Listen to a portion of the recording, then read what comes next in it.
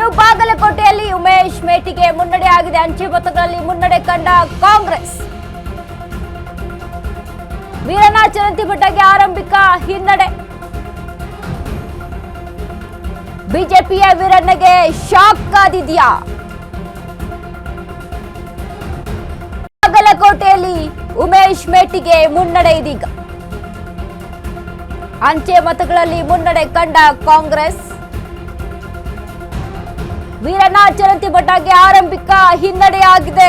ಉಮೇಶ್ ಮೇಟಿ ಮುನ್ನಡೆ ಆಗಿರುವಂತದ್ದು, ಮುನ್ನಡೆ ಕಾಣಿಸ್ತಾ ಇದ್ದಾರೆ.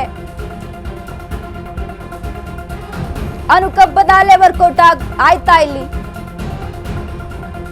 ಮತ್ತೆ ಬಾಗಲಕೋಟೆಯ ಮಂದಿ ಬಿಜೆಪಿ ಕಾಂಗ್ರೆಸ್ ಅನ್ನೇ ಒಪ್ಕೊಳ್ತಾರ ಅಂತ?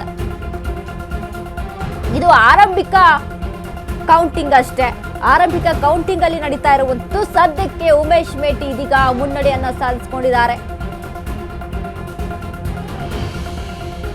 ವೀರಣ್ಣ ಚರಂತಿಬೆಟ್ಟಗೆ ಹಿನ್ನಡೆ.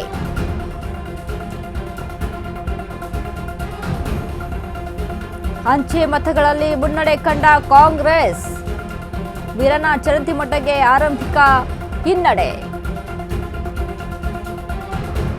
ಬಿಜೆಪಿಯ ವೀರಣ್ಣಗೆ ಶಾಕ್ ಕಾದಿದೆಯಾ? ಎಸ್ ನೋಡಿ, ಒಂದ್ ಕಡೆ ಗ್ರಾಮೀಣ ಪ್ರದೇಶದಲ್ಲಿ ಜನ ನಮ್ಮನ್ನ ಒಪ್ಕೊಳ್ತಾರೆ ಅಂತ ಹೇಳ್ತಾ ಇತ್ತು ಕಾಂಗ್ರೆಸ್. ಅದೇ ರೀತಿಯಾಗಿ ಅಂಚೆ ಮತಗಳಲ್ಲಿ ಇದೀಗ ಮುನ್ನಡೆಯನ್ನ ಕಾಣ್ತಾ ಇದೆ ಕಾಂಗ್ರೆಸ್.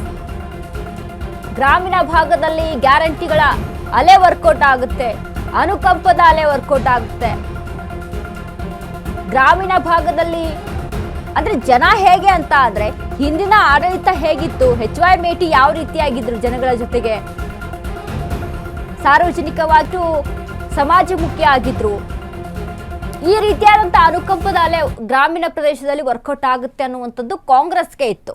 ಕಾಂಗ್ರೆಸ್ ಕೊಟ್ಟಿರುವಂತಹ ಗ್ಯಾರಂಟಿಗಳಿಂದ ಗೃಹಲಕ್ಷ್ಮಿ ಯೋಜನೆ, ಶಕ್ತಿ ಯೋಜನೆ, ಇದು ಅಲ್ಲಿ ವರ್ಕೌಟ್ ಆಗುತ್ತೆ ಗ್ರಾಮೀಣ ಭಾಗದಲ್ಲಿ ಅನ್ನುವಂಥದ್ದಿತ್ತು. ಯಾಕಂದ್ರೆ ಗೃಹಲಕ್ಷ್ಮಿ ಯೋಜನೆ ಅಡಿಯಲ್ಲಿ ಇದೀಗ ಸಾಕಷ್ಟು ಮಹಿಳೆಯರು ಇದನ್ನ ಒಪ್ಕೊಳ್ತಾರೆ.